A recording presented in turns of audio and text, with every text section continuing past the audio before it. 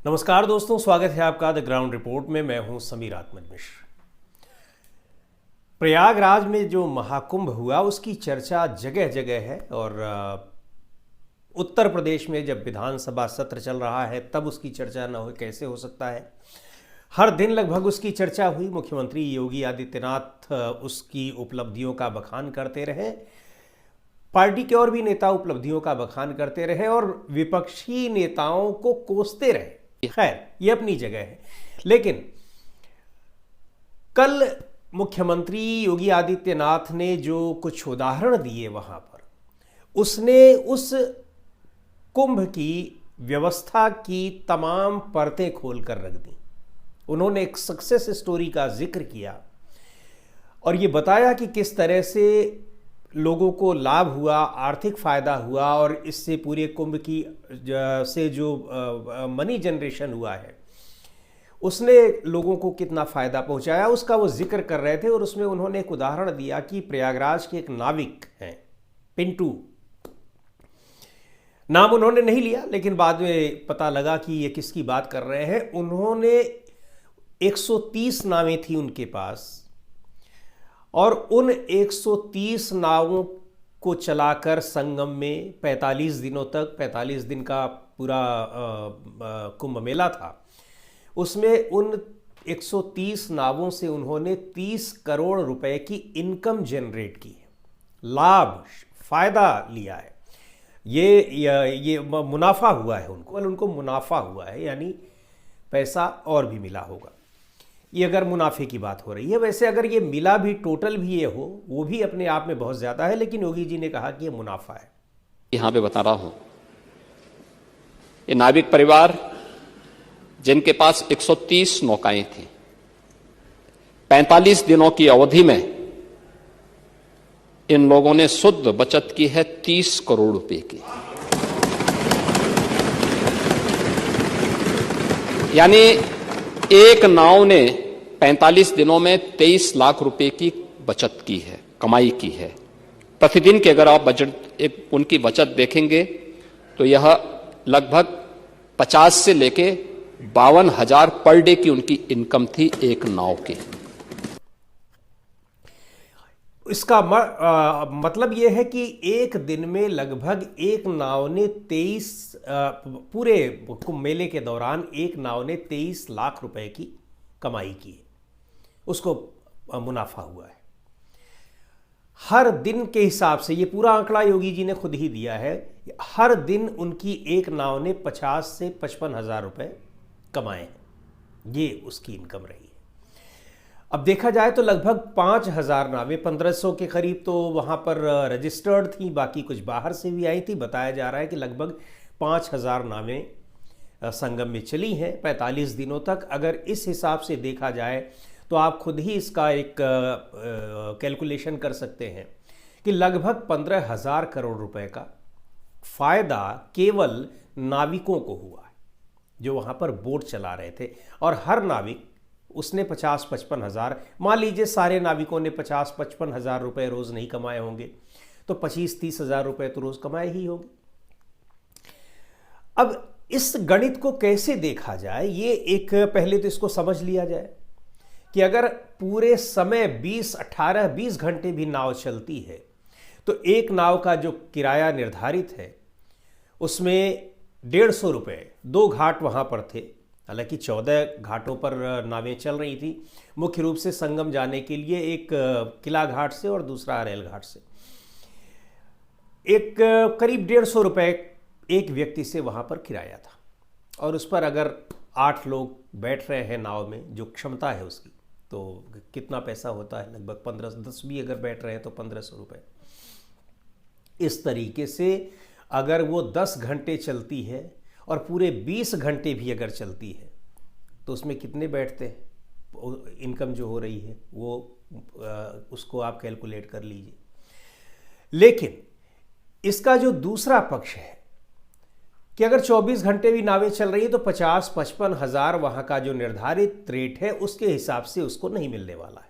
और ये हम बात कर रहे हैं कि गेन की, कितना उसको फायदा मिल रहा है, मुनाफा नहीं, कितना उसको उसके पास पैसा आ रहा है, रेवेन्यू आ कितना रहा है। अब उसमें मुनाफा कैसे गिना जाएगा कि जो खर्च निकल रहा है उसको हटा दिया जाए। तो ये केवल ये रेवेन्यू भी इतना आना मुश्किल है अगर जो रेट निर्धारित किया था मेला प्राधिकरण ने वहाँ किसी एक नाव के लिए कैसे आया।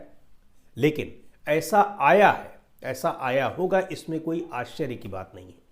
जो भी कुंभ गए हो, और लगभग मुझे लगता है कि आधे से ज़्यादा लोग तो चले ही गए, आधे के करीब जो देश की जनसंख्या है, लगभग आधे से थोड़ी कमी मानी जाए, लगभग 70 करोड़ का आंकड़ा दिया जा रहा है, तो 140 करोड़ की जनसंख्या है, तो आधे लोग तो चले ही गए। सरकारी आंकड़ों की हम बात करें तो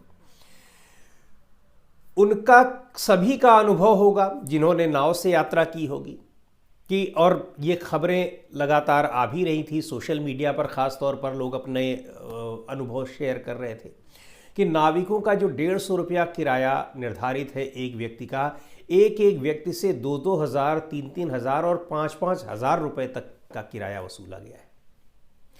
तो जो योगी जी ने जो अर्थव्यवस्था समझाई है, उसने ये भी बता दिया है कि किस तरह से नियमों की धज्जियां उड़ाई गई हैं, लोगों को लूटा गया वहाँ पर, और उस लूट के जरिए जो कमाई की गई है अब उसका महिमा मंडन भी किया जा रहा है। प्रयागराज की, प्रदेश की, देश की छवि उससे कितनी खराब हुई है अपनी अलग बात है। जिन लोगों को इसका सामना करना पड़ा, और लगभग सभी को इसका सामना करना पड़ा है, ये तो एक बात हो गई।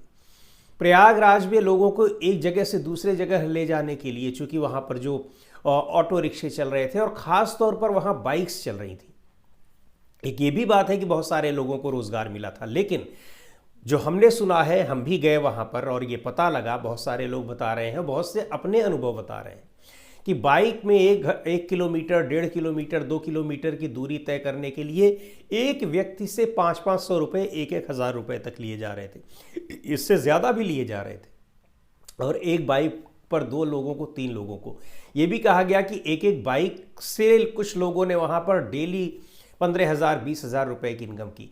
ये अच्छी बात है, लेकिन इनकम किस तरह से की गई है? आप मजबूरी का फ़ायदा उठाकर अगर वहाँ पर 50-500 रुपये ले रहे हैं, 10-20 रुपये में, 25 रुपये में, 50 रुपये में आप पहुँचा सकते हैं, 500 रुपये, 1000 रुपये अगर ले रहे हैं, तो ये आप क्या परिचय दे रहे हैं?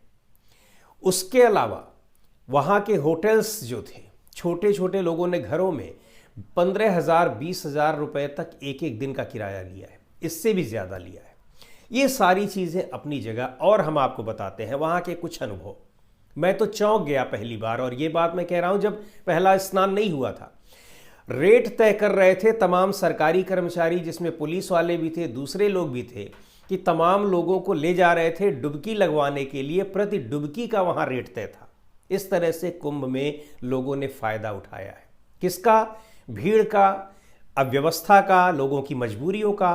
और हर व्यक्ति जो 144 साल बाद आने वाला ये कुंभ है, उसमें एक डुबकी लगाने की, एक आस्था के नाते जो वहाँ पहुँच रहा है, उसको किस तरह से उसकी उस आस्था का और उसकी मजबूरी का लोगों ने फ़ायदा उठाया।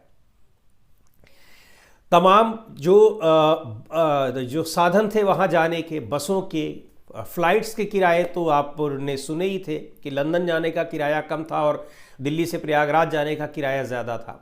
तो ठीक है, वहाँ पर तो बड़े लोग हैं, अगर 10,000 कोई दे रहा है तो 50,000 भी दे सकता है। हालांकि ये ज़रूरी नहीं है कि जो 10,000 रुपये देकर फ्लाइट में चढ़ रहा हो उससे 50,000 रुपया लिया जाए तो दे ही देगा। लेकिन फिर भी ट्रेनों के किराए, वहाँ पे सबको टिकट नहीं मिल रहे थे, किस तरह से बढ़े दामों पर ज़्यादातर ट्रेनों में अब इस तरह के किराए की व्यवस्था हो गई है कि उसमें जैसे जैसे भीड़ रहती है, ज़्यादा क्राइसिस रहती है, तो टिकट महंगे हो जाते हैं।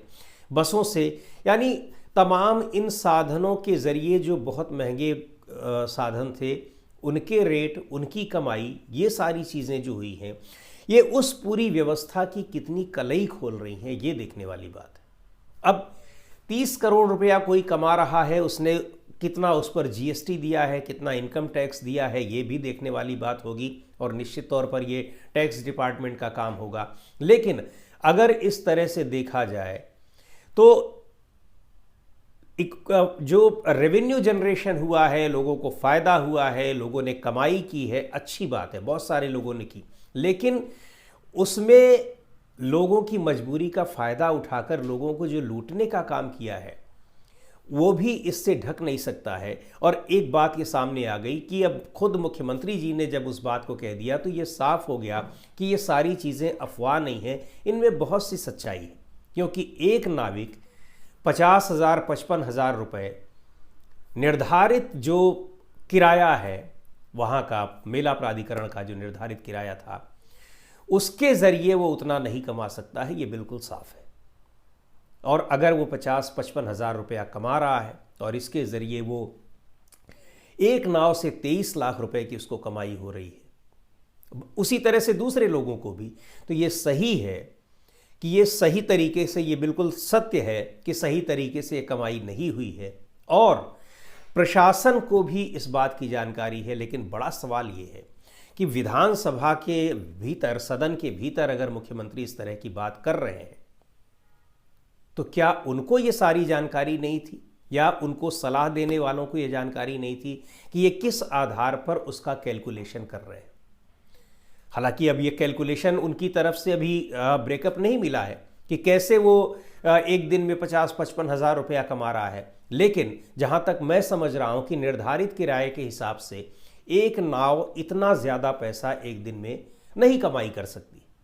बाकी अब की होगी, किस तरह से की होगी, अगर वो पता लगेगा तो वो भी हम आपको बताएंगे। लेकिन अभी तक जो मेरा कैलकुलेशन है उसके हिसाब से तो ऐसा नहीं दिखाई पड़ता है। तो इस वीडियो में इतना ही। अगले वीडियो में फिर मिलेंगे एक नए विषय के साथ, एक नए मुद्दे के साथ। द ग्राउंड रिपोर्ट के यूट्यूब चैनल को आपने अब तक सब्सक्राइब न किया हो तो ज़रूर कर लें। हमारे वीडियोज़ को लाइक करें, शेयर करें और अपने सुझाव भी हमें ज़रूर भेजें।